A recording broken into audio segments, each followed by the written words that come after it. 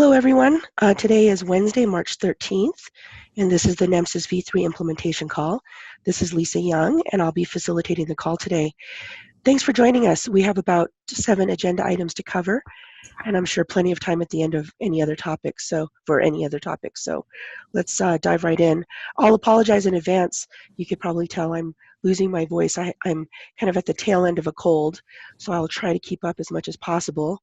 If you can't hear me or understand me, just yell at me and I'll repeat myself. Okay? All right.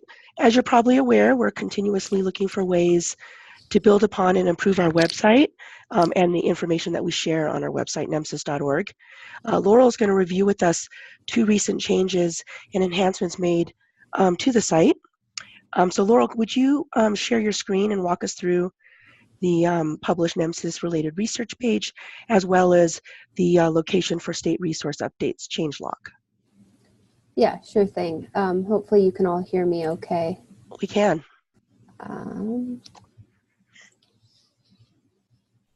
All right, so you should now see the front page of the NEMSIS website. Please stop me if you see something else. We see it. So the first new thing that we've added is we've revamped our articles and publication page. So you can find that under using EMS data, and it's the second item from the bottom here. We'll go ahead and open that up. We used to have kind of a shorter list of a select few articles, but now we have a more complete list in a formal citation format with the titles of every article bolded, so you can very quickly see what kind of research people are doing and using the NEMSIS data for. And we also have it organized by year, so you can see this year we've already have 5 articles published using the data set that we're aware of. And you scroll it back, you can see there's quite a lot of stuff, and it goes all the way back to 2008, in which there were 2 articles published. So if you're looking for any information about how the data is being used by researchers, this is your one-stop shop. Now, if you had come to this page previously, you might have noticed there was some other information on it that was more specific to state onboarding, and this information has been moved to this page, State Data Use Agreements. I'm just going to real quickly show that one as well. None of this information has changed, it's just in a new home.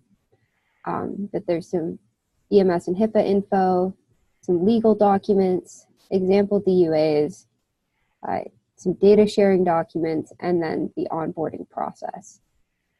So hopefully that is easy to find now under this data use agreements page. So those are those 2 changes, and I'm going to stop here and just ask if anyone has any questions. Okay, hearing none, I'll move on to the next change. So we know that generally people like that they can see a history of changes for a state's resources on a state page, but nowhere on our website did we have a list of all the changes. So we've added a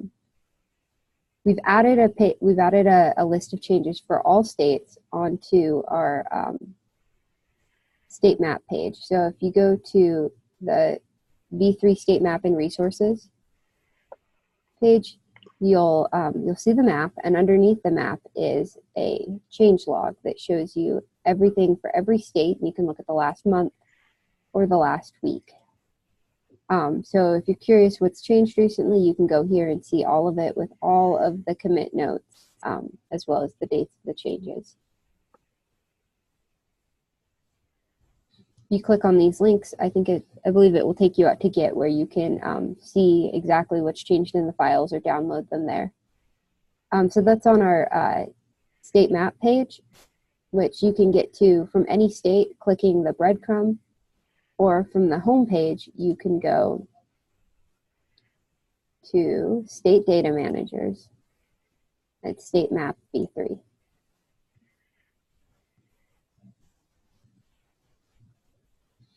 All right, feel like I might have gone kind of fast through those 2 things. Does anyone have any questions? Okay, thanks, Laurel. No problem. So on this topic here, In the past, I've sent out an email with the combined changes to the MC list and then the NEMSIS Google group, indicating this information here, the combined state resource updates. And I'd like to know, moving forward, would you prefer to continue receiving that information in email, or do you prefer to pull this information by coming to this view that Laurel just presented?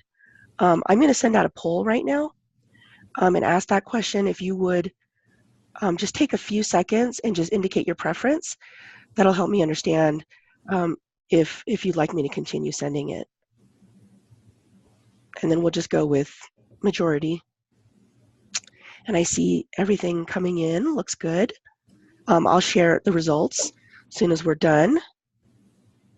We're at about 38% voted.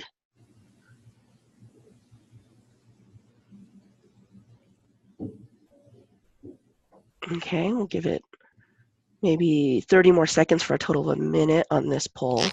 We're at about 50% voted now.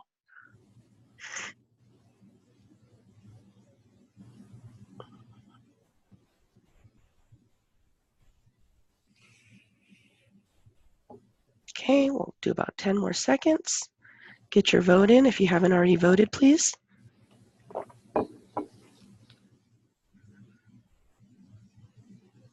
All right, so I'm going to end the polling and share the results. Can you guys see the results? Yes. Okay, excellent. Okay, so I think it's kind of obvious here that I'll continue sending that out. So you'll get an email from me Friday, say about 3 o'clock Mountain Time, and then maybe we'll repoll in a few weeks and see if we're still at the same breakdown. So thanks for voting, guys. And then I'm going to go back and share my screen. Oh, actually, maybe we'll wait. Okay, so I'll move to the next topic. So as mentioned in the last couple of implementation calls, we've filled the NEMSIS Data Promotion Officer position, and I'm pleased to announce that Julianne Ehlers has joined the NEMSIS TAC as of a little over 2 weeks ago.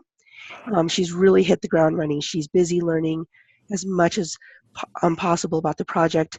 She's helping test the V3 cube. She's listening to previous V3 calls. She's watching the trainings.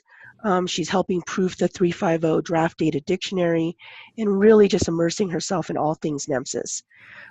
We're so excited to have her here, and I'm excited for her to start working with you. So with that, I'm just going to would you take a few moments, and I'll introduce you to Julianne Ehlers. Good morning, everyone. I'm excited to be part of the NEMSIS team, and I'm excited to help facilitate the integration into version 3.5. Just a little bit about myself. I discovered EMS in '05, so if my math serves me correctly, that's 14 years. Discovered that I loved it. Started with a rural service and then moved up through planning positions with the city, county, state levels. Moved into coordinating and collaborating with healthcare partners to leverage training resources, equipment caches, exercises, that sort of thing. I teach for the Center for Domestic Preparedness. If any of you have been out to CDP in Alabama, I do that occasionally and speak at conferences occasionally. And so I feel like my skill set, I bring a unique perspective to NEMSIS, having some provider experience and also planning, training, and exercise and instruction experience as well. So I'm really excited to be a part of this and learn more from you and what we can do to facilitate using and leveraging the amazing opportunity that we have with the NEMSIS data. You want me to go straight into products and stuff, Lisa? Yeah, so I'll just say that, as we progress in the timeline and with our work toward 350, we really want to understand how we can best support and serve you, our customers and stakeholders and our partners. So this next topic, I hope, will be interactive and collaborative in nature with all of you on the phone. So Julianne, will you kick off this conversation? Yes, thank you. So I would love some feedback, some suggestions, and if ideas come to you after this conversation is over, please feel free to shoot me an email, give me a call. I'd like to be able to connect with as many of you as possible so that I fully understand the products and services and support that we can provide to you to help with learning the system, transitioning to a new version, and being able to help your end providers, those frontline providers, understand the enormous value of filling out those patient care reports and providing that data, even when it's that 2 a.m. call where you're just exhausted and the last thing they want to do is fill out a PCR. We want to be able to help them see that the information that they're providing has tremendous value. So something that we're looking into is developing products to be able to support you better in that education, whether that's webinars or videos, infographics, flowcharts. EMS providers are very comfortable with flowcharts and algorithms. That's a normal learning process for them. Offering presentations, lesson plans, POI, program of instruction, those types of things, and others that would help support the training and education piece for understanding NEMSIS and the value of that data. Do any of you on the call have suggestions that we could investigate as far as developing products that would be really supportive to you?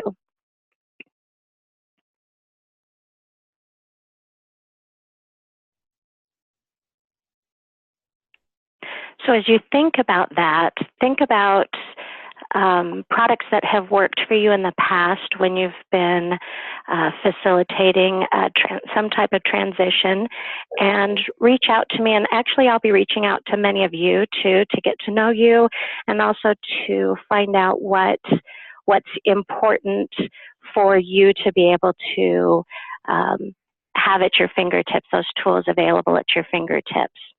The other thing that I would like some feedback and some of your input on is being able to connect with the right partners, whether that's vendors and software manufacturers, data managers, educators, who are the right connections to be able to provide support and develop products so that we are translating that information to those frontline providers.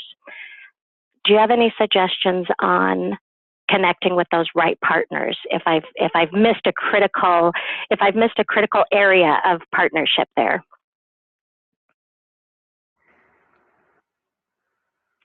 Does anyone have any suggestions, comments, questions, feedback, anything we can do to help you with the transition?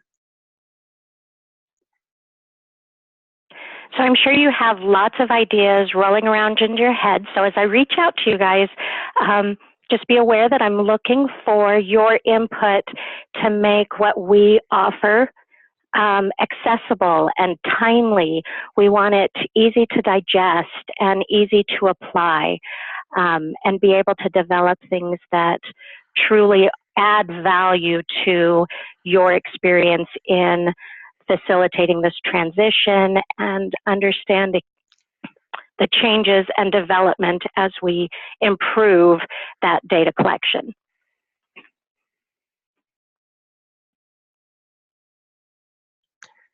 And that's it for me, unless somebody has something to add. Thanks, Julianne. Appreciate it. That was great. Okay. I've just sent out to the chat to the group Julianne's email address. Julianne, would you mind replying to that chat to everyone with your phone number, your office line? Absolutely. Great, thank you. Okay, if you think of something between now and the end of the call, please speak up. We'd love to hear from you. We will talk about the V3 cube now. So quick update, we're tracking on schedule to deploy on Friday, so a week from this Friday, March 22nd. This will be the public instance of the cube. It's an initial beta release, which is cleaner than the first beta, which had more limited testing. We were very lucky to have several folks help us test, including Kathy Curley from Pennsylvania. So thank you, Kathy. So that'll be going out on Friday. We'll send out an email to the Google group after we've gone live, probably be Friday afternoon. And we'll look forward to hearing your feedback and comments on the cube. We expect to hear from you. So I hope that you'll share your feedback. And then we will expect to maybe deploy an enhancement, a bundle of enhancements and fixes to the beta version within a month of the 22nd, which would be a much cleaner version from that. We'll just keep building on it until we get it as right as we can be. Okay. Does anyone have any questions about V3 Cube?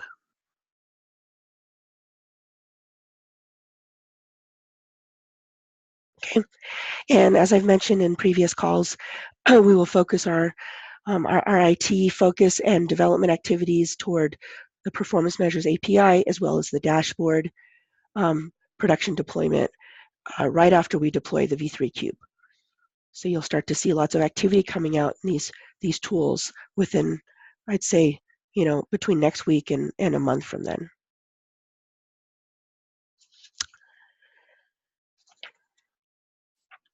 All right. So by this point, many of the state data managers will have worked with or heard from Monet, our state support lead. She spends her day doing a variety of state support activities, including reaching out and supporting state data managers, vendors, across many different topics, such as keeping state resources up to date, making sure DUAs are progressed when appropriate, providing training in our dashboards and other tools, such as State Dataset Builder, the V2 Cube, and more. And Monet and I just wanted to mention that we're also happy to help you with any submission issues you might be experiencing. We're happy to work with you and your state software vendor to troubleshoot any problems or any bottlenecks, or even just provide real-time feedback about what we see here on the back end of the data warehouse. And we're actually doing that actively, working with you guys with about 6 or 7 states. It's been great, in particular, to work with Dan from ImageTrend. So thank you, Dan, for all that support. And we have lots of experience working with many of the software vendors. So Monet, did you want to add anything to that? Yeah, good morning, everyone. I just want to say thank you. I've reached out to practically every state and territory and have had some good interaction with folks working on DUAs, also working to get them their resources on their page, as well as just changing purple states to yellow and moving yellow states to green. I want to welcome Brittany Outland from Tennessee. She's doing an amazing job getting everything ready. And also we have a couple of new managers that we have a manager from Rhode Island that said this is the first time they've had a data manager, Christina Crawley. And then we also have a new manager in Arkansas, Gina Wilcutt. I don't know if they're on the line today, but what I have asked is some other state data managers to sort of serve as mentors for some of these new managers. And I don't know if Doug Fuller is on the call today, but he's been really helpful in guiding some of the new managers. I'm hoping that other managers would be willing to share their experience, just trying to help get those resources for the state data set builder collected. So thanks, everyone. Appreciate your help. And thank you also for the software companies that are working, you know, on a consistent basis with their state managers. That's it. Thanks. Thank you, Monet. Okay, we'll head to our last topic that's on the agenda, which is the NEMSIS V3 annual implementation meeting, which I wanted to share the save the date. So we're looking at August 12th and 13th. So I'll just pull up my calendar here. So I'm assuming 11th would be the travel day for most of us. Most of you coming from out of state will have probably 1.5 days of packed agenda. So your return date would possibly be Tuesday evening or Wednesday. We moved it up a little bit, about a week or two up. Last year we had some feedback that many of your kids were headed back to school that last week in August. So we were trying to accommodate those folks so that they could join us for this earlier conference as well. We wanted to make sure that we could take advantage of the Park Mountain Resort activities this year, and hopefully we'll have some better weather on that day. We'll get out there and have some fun. We'll be working on an agenda which will be very focused on the 350 activities as well as e-outcomes in particular. But we'll be able to share out a draft agenda and then finalize that in the next, I'd say next month or so. Does anyone have any questions or comments about that meeting?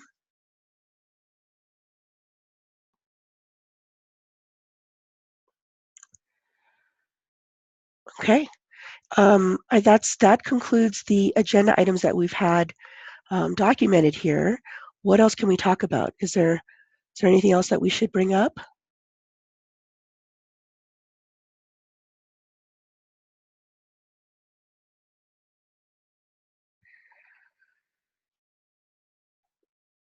Okay, I think that concludes the meeting then. Thanks very much for calling.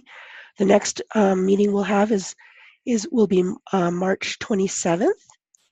And we'll look forward to talking to you then. You'll have received Julianne's email and her contact information in the group chat. If there's anything else that you think of based on this agenda or any other topic, please reach out to anybody here at the NEMSIS TAC, and we'll be happy to talk to you. Thanks, everyone. Thanks. Bye.